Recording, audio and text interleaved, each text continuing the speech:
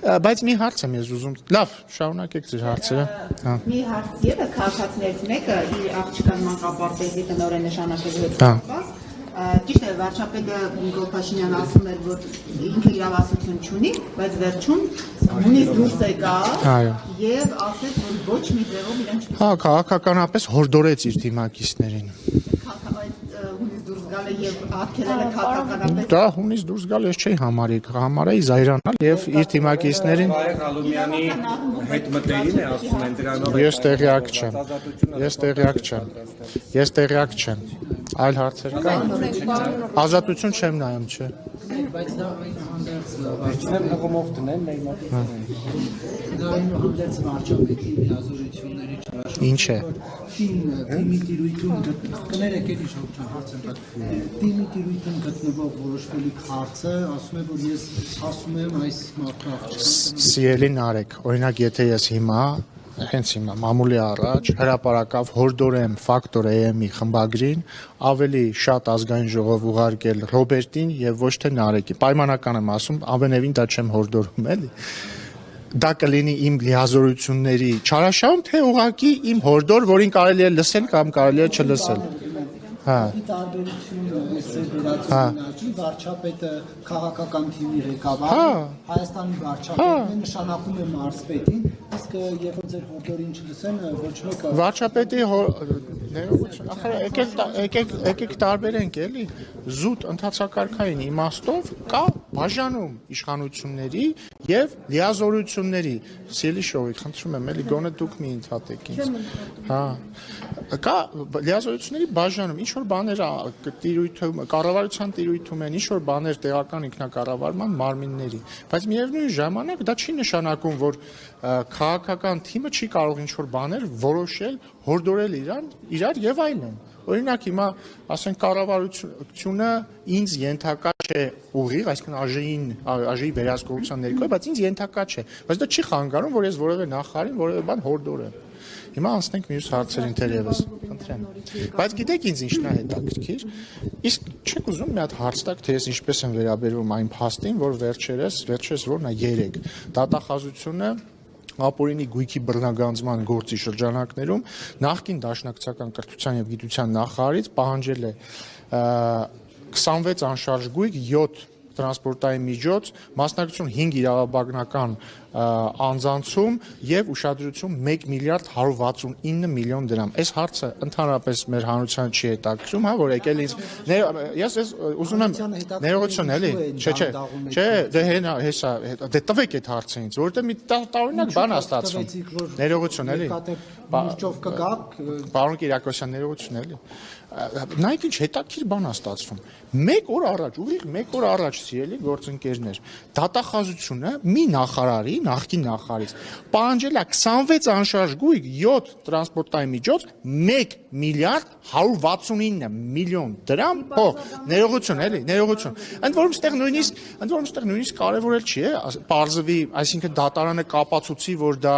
ապօրինի էր թե չէ ինքնին են փաստը որ մի հատ նախկին նախարար ներողություն ինքնին են փաստը որ մի հատ նախկին նախարար որը իր ամբողջ կյանքում պետական պաշտոններ է զբաղեցրել ունի 1 միլիարդ 169 միլիոն դրամ փող ձեզ կասկածելի չի թվում հիմա խնդրում եմ դրա մասին հարց տվեք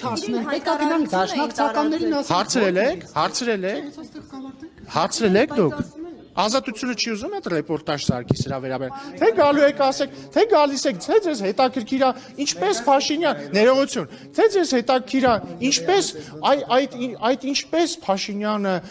հրապարակավ հորդորեց քաղաքացիական պայմանագրի անդամներին չնշանակել այս ինչին բան մանկապարտեզի տնօրեն դա է հետաքրքիր բոլորին հետաքրքիր է հասեք Փաշինյանը Արտաշատում քայլում էր Արտաշատցի խանութմանը նրան ասեց մի մտեք խանութ, բայց որ նախկին դաշնակցական կուսակցականը դաշնակցական նախարարը 1 միլիարդ 169 միլիոն դրամը իրանից դատախազությունը պահանջում որպես ապօրինի գույք, դա ձեզ հետաքրքիր չի։ Խնդրեմ։ Տվեք։ Խնդրեմ։ Շողիկ 1 միլիարդ 169 միլիոն դրամ։ հայտարարություն է տարածել, Ինչ են ասել։ Որ չգիտեմ, Ինչ։ որը բիզնեսով է զբաղվել երկար տարիներ, նրա գույքն է։ Հիմա օրինակ ձեզ դատախազությունը տեխնիկական սխալով լիքը բաներ է վերագրելի։ Ժորժ ջան, հիմա եթե օրինակ հիմա չեմ զարմանում։ Հիմա օրինակ եթե պարզվի, որ իմ հենա Եղոյանն էլ այնտեղ կանգնած է։ Ներողություն, էլի։ Հիմա եթե օրինակ իրականացնում է դատախազությունը եւ վստահաբար բոլոր ապօրինի գույքերը կբերի։ Բայց հիմա օրինակ եթե պարզվի, որ իմ կամ Եղոյանն էլ այնտեղ կանգնած է, իմ եղբայրը եղբայր չունի, Եղոյանի քույրը։ Եթե պարզվի, որ մեր եղբայրն ու քույրը մաթա 1 միլիարդ 169 միլիոն դրամ փող ունեն։ Դուք չեք ասի, պարոն Ռուբինյան, պարոն Եղոյան։ Ոնց է ստացվում, որ մենակ պատգամավորների քույրերն ու եղբայրներն են 1 միլիարդ 169 միլիոն փող ունենում։ Կհարցնեք թե։ Հա, այսինքն բոլոր են հարցերում, այսինքն ներողություն, բոլոր են հարցերի դեպքում, երբ որ խոսքը ընդդիմադիրների հավաքած փողերի մասն է, թող իրավաբանները բարձեն իրավապահները, բայց երբ որ վարչապետը իր թիմակցին ասում է, այս մարդուն հորդորում եմ բանկապարտեզի տնօրեն չնշանակեք, հասեք, սա կոռուպցիա է, իշխանական լիազորությունների չարաշահում։ Լավ, հիմա ձեր ուզած հարցերը տվեք, կներեք, շատ լավ։ Շնորհակալ եմ, այլ հարցեր կան, խնդրեմ։ Այո։ Տարածաշրջանային ծրագրերը կարող են ընդհանրապես կատարվել, հետաձգվել կամ չեղարկվել շատ դեպքերում, այս բոլորի արդյունքում նաև թրիպի է Չեմ կարծում եւ վստահաբար ոչ, ընդհանրապես մեր գործունեության հիմքում վերջին տարիներին ինչ ա եղել։ Կհիշեք, որ վարչապետ Փաշինյանն այն թվացial ամենաանկայուն, ամենավատ ժամանակներում ինչ էր ասում։ Ասում էր աշխարհում փոթորիկ է, միջազգային կարգը փլուզվում է եւ մենք պիտի այս փոթորիկի մեջ մեր նավակը հասցնենք իր հանգիստ խաղաղ հանգրվանին։ Հիմա մենք եկել ենք մի հատ կետի, երբ որ մենք մեր նավը հասցրել ենք կամ հասցնելու եզրին ենք այդ հանգրվանին, իսկ իրականում հասցրել ենք եւ պետքա ուղղակի կարամատություն գցենք խարիսխը վերջնական, որ ոչ մի օլիգարխ, ոչ մի քոչյան չկարողանա հետ մեզ տանել դեպի փոթորիկ։ Եվ ինչ հնարավորություն է դա տալիս մեզ, երբ որ ամբողջ աշխարհում փոթորիկ է, երբ որ մեր շուրջը պատերազմները մեկը մյուսից հետո ծլում են, մենք շարունակում ենք ամրապնդել մեր խաղաղությունը։ Այս վերջերս TikTok-ում, իսկ ես TikTok ունեմ, ասեմ իմանալ։ TikTok-ում աչքովս ընկավ, չէ, TikTok-ում մի բան ուներ, մի վիդեո տեսա, սենց տարածաշրջանն է, Մերձավոր Արևելյան, Կովկասնոլ երևում, ցույց է տալիս սենց բան, պայթյուն Իրանի մասում, այսինքն պայթյուն, չգիտեմ, Իսրայելի մասում բան, եւ Հայաստանի վրա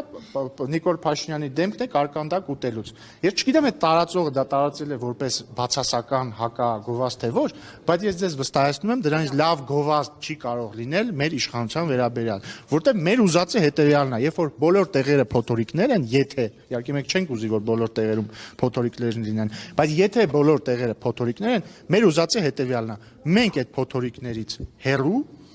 եւ անմասն նստած ուտենք մեր կարկանդակները նույնիսկ տնտեսական զարգացման տեսքով, հավելյալ տրանսպորտային շարժի տեսքով, հավելյալ ներդրումների տեսքով, միլիոնավոր պարգևաճարներ ասեցիք, հիշեցի։ Դուք գիտեք օրինակ որքան, քանի տարի պիտի ես եւ Եղոյանը ստանանք պարգևավճար, որպեսզի հավաքենք 1 միլիարդ 169 միլիոն դրամ, ինչպես դաշնակցական մի նախկին նախարար, պարոն Եղոյան, հաշվել եք։ Հա, գիտեք չէ՞ որ մենք Գիտեք չէ՞, որ մենք միլիոնավոր պարգևաճարներ չենք ստանում ամենևին, բայց այն պարգևաճարները, որ ստացել ենք, հաշվեք, պարոն Եղոյան։ 400 տարի։ Բայց այո,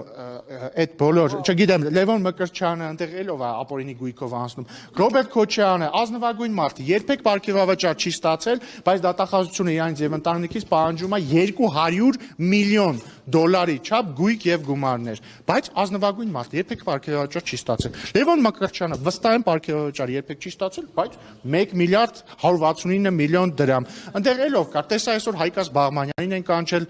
դատախազություն, եթե չեմ սխալվում։ Էլո կա, այս խմբակցության հալալ կեսը, հիմա մտնենք այս Հայաստան խմբակցության հալալ կեսը ապօրինի գույքի բռնագանձման փաստում։ Մարդիկ ունեն վիլաներ, մարդիկ ունեն տասնյակ մեքենաներ, հարյուրավոր միլիոն դրամներ ունեն, բայց հանգած չխառնեք։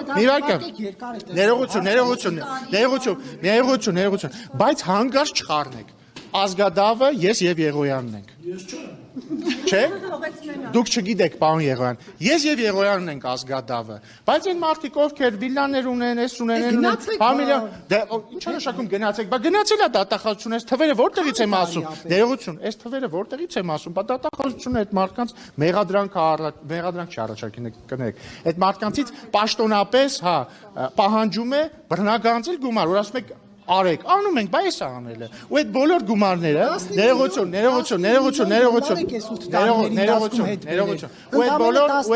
Ու այդ մենակ Քոչարյանից $200 միլիոն պահանջում դատախազությունը, ու ամենակարևորը ավարտելով, ներողություն, միտքս ավարտեմ, էլի, մեր սիրելի Newsem-ի լրագրողը ասեց դուք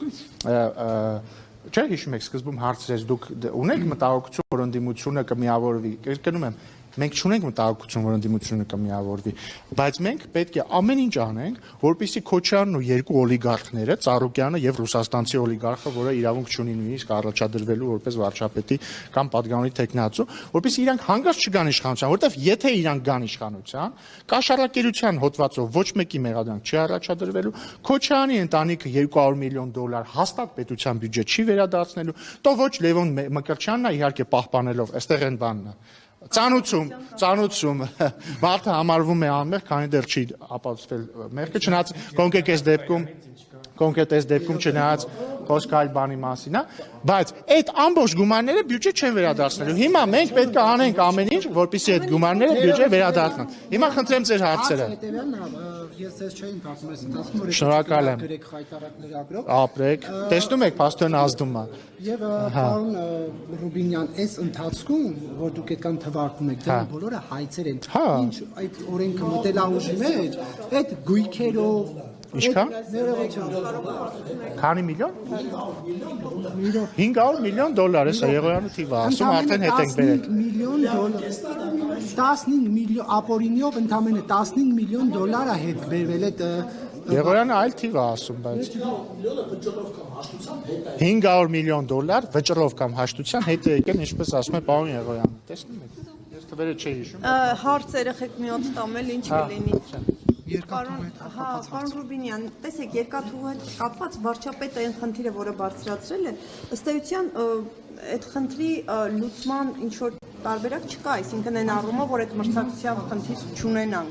Հիմա եթե խնդիրը իսկապես այսպես լուրջ է դրված, կարող եք այստեղ ասել, որ ցանկացած դեպքում կառավարման փոփոխություն պետք է լինի երկաթուղու։ Շորջան, ես կարծում եմ այդ հարցը ճիշտ կլինի տալ վարչապետին, քանի որ ինքն է խոսել դրա մասին, ու նաև կարծում եմ ճիշտ կլինի տալ մի փոքր ժամանակ անց, որտեղ բավականին թարմ է այդ հայտարարությունը եղել։ Ընդհանուր առմամբ տրամաբանությունը հետևյալն է. կա մի լավ լուր եւ կա մի նորմալ լուր։ Լավ լուրն այն է, որ ինչպես գիտեք, պայմանավորվածություն կա Հայաստանի եւ Ադրբեջանի միջեւ, որ բոլոր տնտեսական ենթակառուցվածքները պիտի ապաշրջափակվեն, որ Հայաստան-Ադրբեջան սահմանը բացվելու է։ Ենթադրում է, որ նաև Հայաստան-Թուրքիա ենթակառուցվածքները պիտի ապաշրջափակվեն եւ Հայաստանը ապաշրջափակվելու է։ Որն է նորմալ լուրը։ Երբ որ ամեն ինչ ապաշրջափակում է, արդեն լինում է սովորական, նորմալ մրցակցություն, բայց տնտեսական մրցակցություն, ոչ թե քաղաքական, վատ իմաստով մրցակցություն չէ։ Տնտեսական մրցակցություն տարբեր բոլոր երկրները ուզում են, որ իրենց տարածքով հնարավորինս երկար եւ հնարավորինս շատ բան անցնի։ Հիմա այդ համատեքստում մենք պետք է այնպես անենք, որպեսզի մենք մեր մրցակցայնությունը հնարավորինս ավել լինի։ Խոսքը չի այն մասին չի, որ այլ երկրներ իրենց տարածքներում չկառուցեն ենթակառուցվածքներ։ Դա իրենց իրավունքն է, ոչ մեկ ոչինչ չի կարող ասել, ինչպես ոչինչ մեզ ոչինչ չի կարող ասել։ Բայց մենք պետք է անենք ամեն ինչ եւ փորձենք բարեկամական մթնոլորտում գալ մի եզրահանգման, որը կապահովի մեզ համար մեր մաքսիմալ հնարավոր մրցակցայնությունը։ Ես սպառիչ պատասխանեցի ձեր հարցին։ Բան է, պարոն Ռուբինյան, ամեն դեպքում ռուսականից ազդակները, որ ստացվել են վարչապետի հայտարարությունից հետո, այնքան էլ Սիրելի շողիկ, ես վստահ չեմ, չգիտեմ ինչի մասն եք խոսում, բայց ես հավելյալ, բայց ես կարծում եմ, որ պետք է մի փոքր սպասենք եւ հայտարարությունից հարցի պատասխաններ ստանանք, այսքանը շնորհակալություն։ կայացնի կառավարությունը, բայց Ռուսաստանը Ես նման բանից տեղյակ եւ չեմ։ հայ-թուրքական սահմանի Նորությունության դեպքում տեղեկացնեմ։ Եթերում Կքննարկենք